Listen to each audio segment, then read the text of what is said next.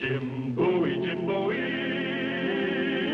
he was a bold adventuring man. Jim Bowie, battled for right with a powerful hand. His blade was tempered and so was he. Indestructible steel was he. Jim Bowie, he was a fighter, a fearless and mighty adventuring man. Jim Bowie, whose name one day was to be written into the annals of brave men at the Battle of the Alamo, along with those of Davy Crockett and Colonel Travis, is on his way home again, heading south along the Natchez Trace toward his plantation in Opelousas, Louisiana. Plantation owner, adventurer, Jim Bowie is always coming home because he's always going away, looking for new lands, new timber, and new adventure. But he never stayed anywhere very long, just until the adventure was finished, and then he'd start drifting homeward again. That is, unless another adventure delayed him.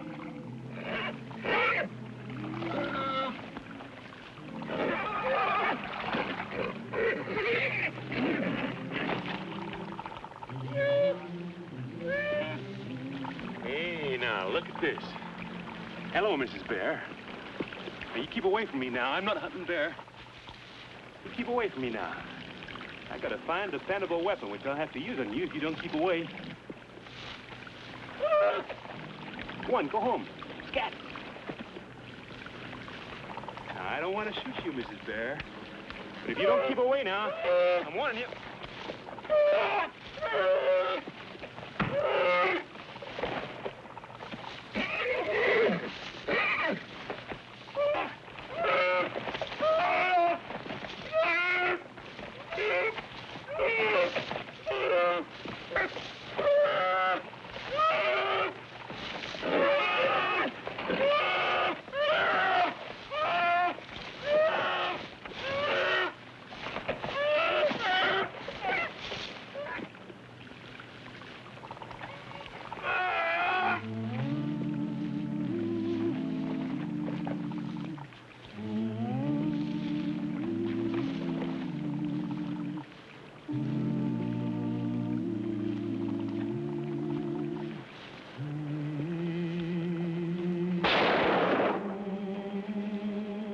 Dependable weapon.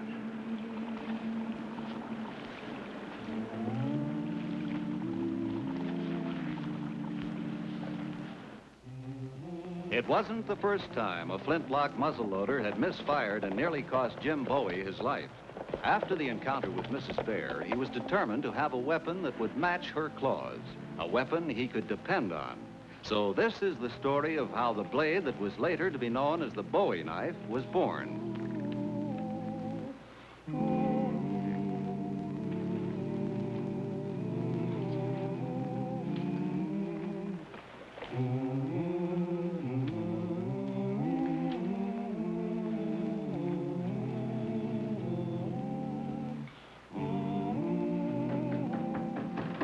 Anyone here? Mr. Black? Mr. Black? Well, Sam Black don't live here no more, mister. Moved down to the country. Oh. Hey, can you tell me, is there a doctor in town? Yep, traveling doc, over at Yancey's store, making his regular monthly visit.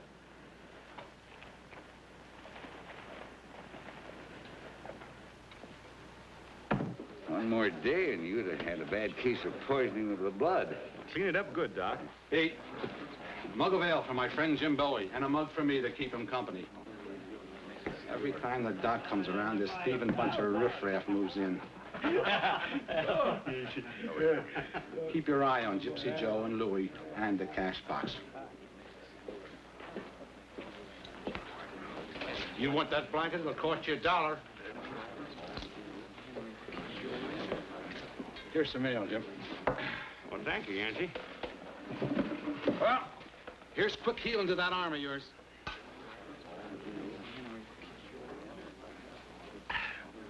Now, what brings you to Yancey's Corner? Timber? Sugarcane land? No, as a matter of fact, I'm on my way home. Just sold some parcels of land up around Memphis. But that isn't why I come here. I'm looking for Sam Black, the steelmaker. You see, when that bear came at me and my gun misfired, I made up my mind right then and there I was going to get myself something more reliable. I was going to get myself a knife. Skinning knife? Oh, I got a fine selection. Mm-mm. I got a skinning knife. What I want's a special kind of knife. The kind of knife I want hasn't been made yet. That's why I come to see Sam Black. I remember my father used to say he makes the best steel in the whole Louisiana. Oh, he used to, but no more. He closed up a shop a couple years back, got himself a little farm. Why'd he do that? Well, nobody knows exactly. He just up and moved. I'll tell you, boy. I'm going to give you some ointment and some fresh bandages. I want you to use them. If you don't, you're going to have trouble. Oh, I'll use them, Doc. I'll use them. How much owe you? Oh, with a salve, $1. $1? That's a fair enough price. Here you are. I've got you for $10. Oh. Oh, here, Yancey, you pay it, will you? Put on my bill. Thanks. Now, keep that clean, you hear? Yes, I will. Thank you, Doc. Where's this farm the Blacks have moved to? Bayou La Tourneau. Straight south by the river road, about 6-7 miles.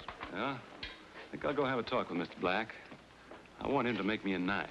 So do a lot of people. I can sell anything he makes. If you can persuade him, let me know, huh? Well, maybe a little of this gold will persuade him. Thanks for the ale, Yancey.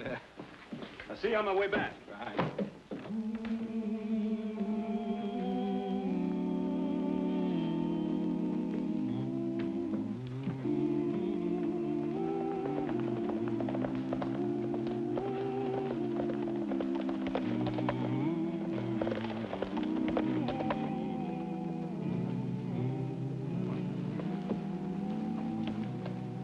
Who is it, Ann?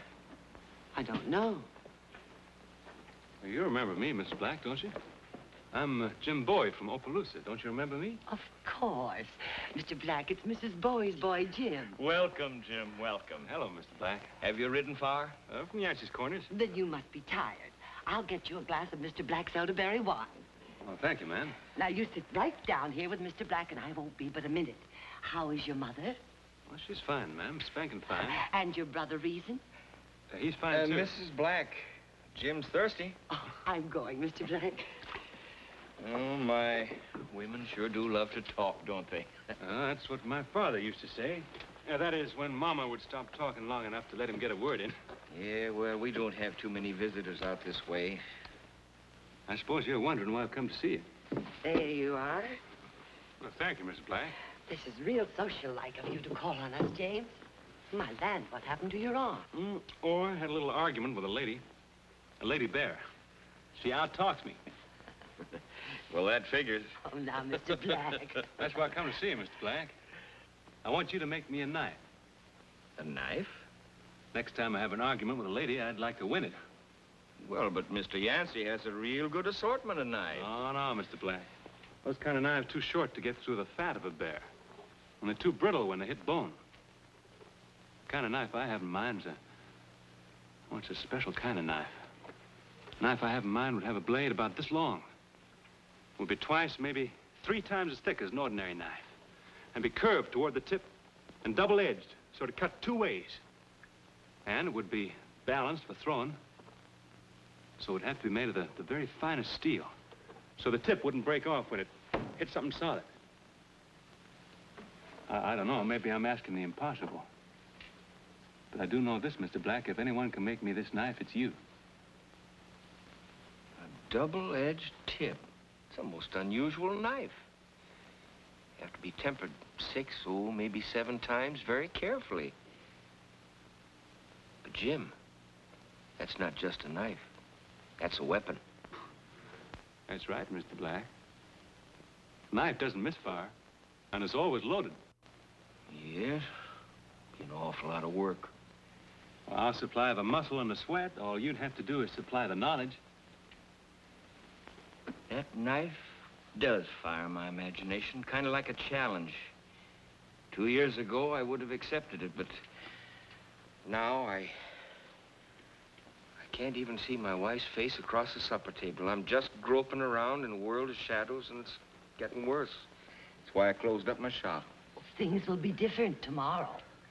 We're going in to see Dr. Hogue at the Corners. He wrote us that he has some fine new spectacles with imported German lenses. We've been saving our money for it. Oh, I almost forgot. Here's another $1. Mr. Creary paid his milk bill. Spectacles. Even if we could afford them, there's no telling how much good they'll do. Jim, I think whatever the Lord wills, we have to accept. But, Mr. Black, if the doctor can't help you, I mean, if the lenses do make you see again, will you make me the knife? Well, Jim, I'd be happy to. Now that that's settled, you'll be staying for supper, James. It'll be a pleasure, ma'am.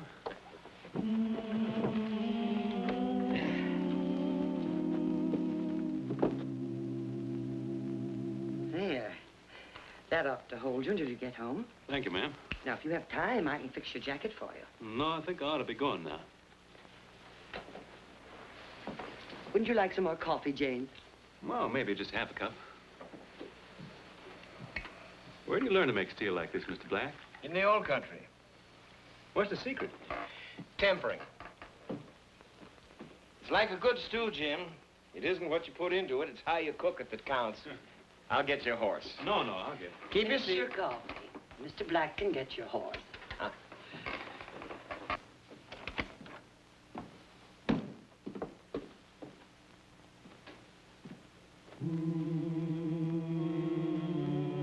I encourage him to do all he can. Gives him confidence. You're not only a good cook, you're a wise woman, Miss Black.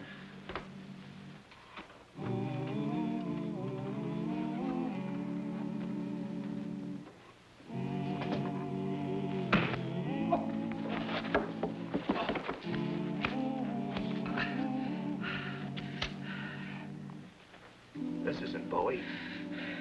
Who cares? His money's just as good. Help! Jim! Help! Help! Jim! Jim, help! Help! Jim!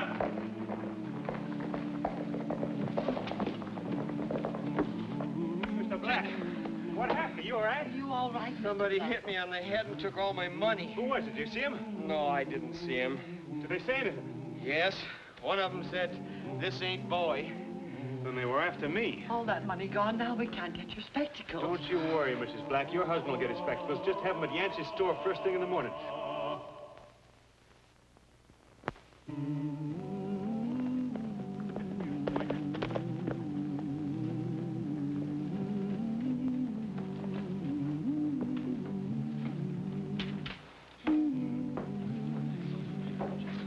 See Mr. Black? Yeah, I saw him. He was beat up and robbed. He couldn't do any work. That's why I come back here. Give me a room for the night, will you, Yancey? Sure, just sign the book and give me $1. Oh, better make it $2. I paid the doc for you, remember? All right. Take care of my horse, will you? 50 cents more. There you are. That suit you? Well, don't get mad about it. Everybody has to sign. You look like you can't read.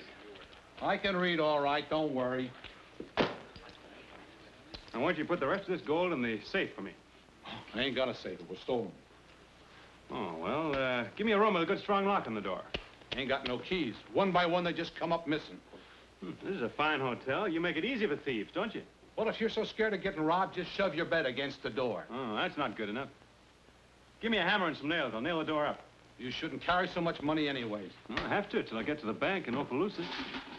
Here, nail yourself a number 6 down the hall. Number 6 got a window? One of my best rooms. Plenty of fresh air. Good. Fresh air is one thing I like.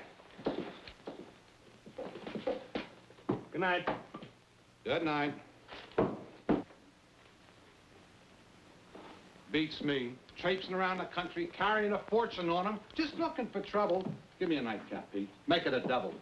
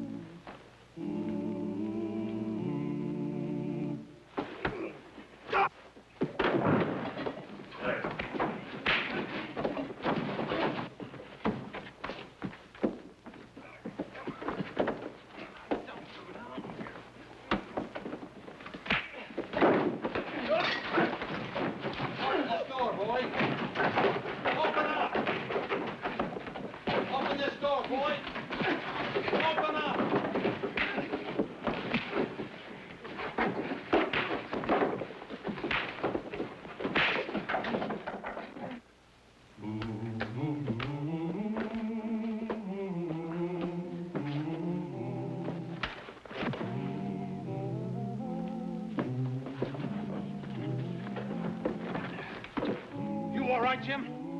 Yeah, I'm fine. Just been entertaining a couple of visitors. You know these two? Yeah, it's Gypsy Joe and Louie. Yeah, these are the two who robbed Mr. Black, all right? This is his money pouch. Well, I've been watching these filthy scum for a long time. You got any place where we can lock them up while we send for the sheriff? Yeah, I got a hog sty out in back. It's full of fertilizer, though. Yeah? Just the place. You grab the other one. Right. Now, just a minute. Now, tell me when the small letters are clear.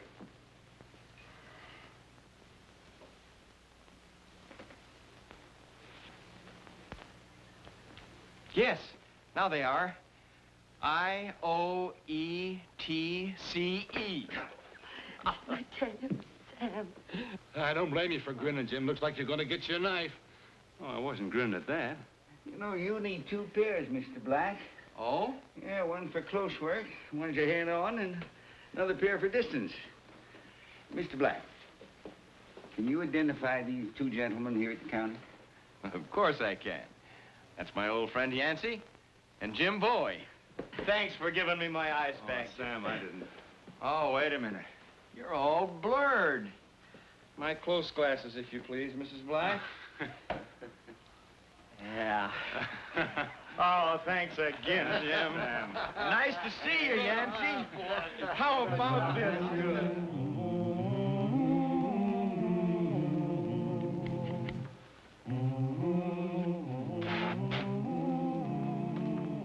The balance should be about there, throwing. Say, 1 complete turn in 30 feet.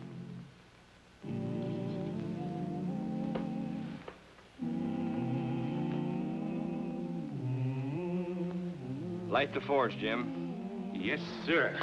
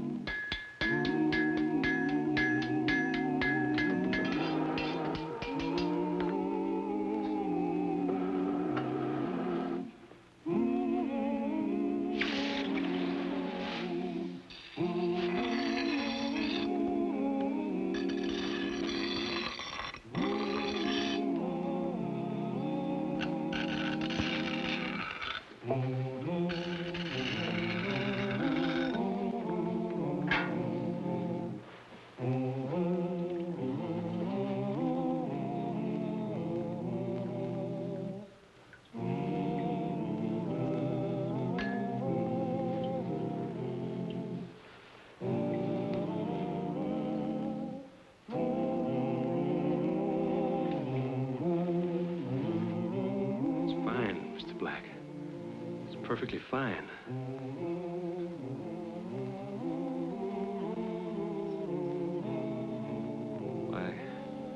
I never seen a piece of steel as fine as this in my whole life. There's a lot of gratitude in that blade, Jim.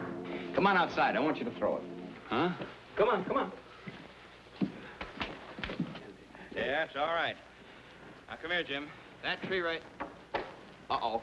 This is Black, please. Thank you. Yeah. That tree right there is about 30 feet. Go ahead and throw it. It's such a beautiful thing. I hate to risk it. Oh, it won't break. You sure? I'm sure. Go ahead.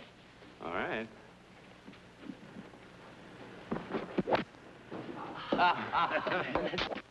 Wonderful.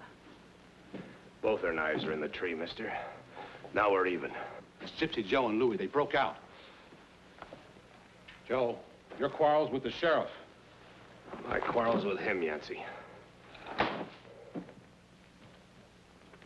I got a welt in the back of my head to prove it.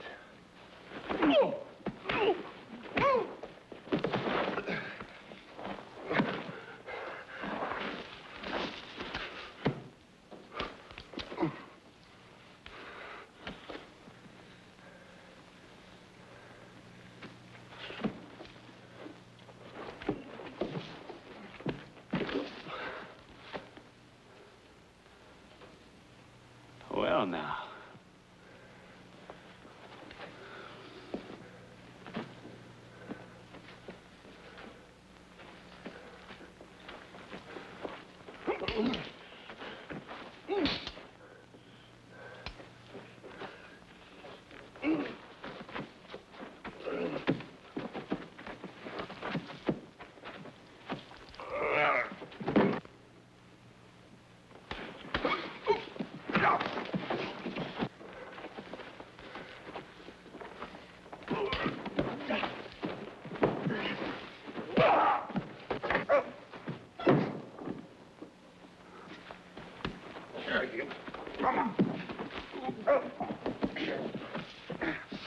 Yeah, I'll take that, Yancey. Come on, you two. Back to the hog sty.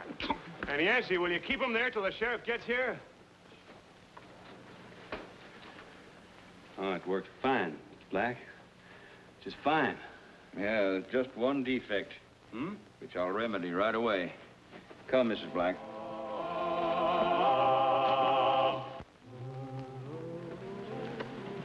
Here you are, Jim.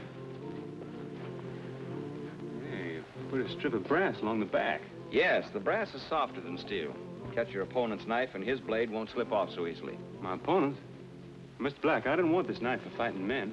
Jim, there are men in this world who are more savage than beasts. Use this wisely and may it always protect you. Thank you. I made this for it, James. Well, thank you, Miss Black. Thank you both very much.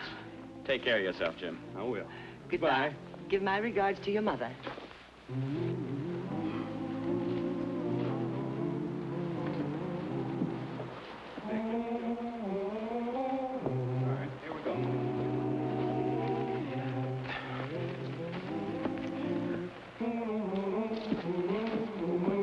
This is the true story of how the knife was born. The knife that was to grow in legendary feats until it was known the world over by the name of its inventor, the Bowie knife.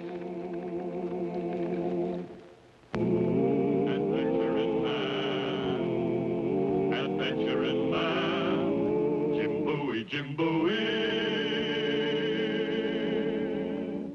He roamed the wilderness unafraid from Natchez to Rio Grande. With all the might of his gleaming blade, he fought for the rights of man. Jim Bowie, Jim Bowie, he was a bold adventuring man. Jim Bowie, battled for right with a powerful hand. His blade was tempered and so was he. Indestructible steel was he. Jim Bowie, he was a fighter, a fearless and mighty adventuring man.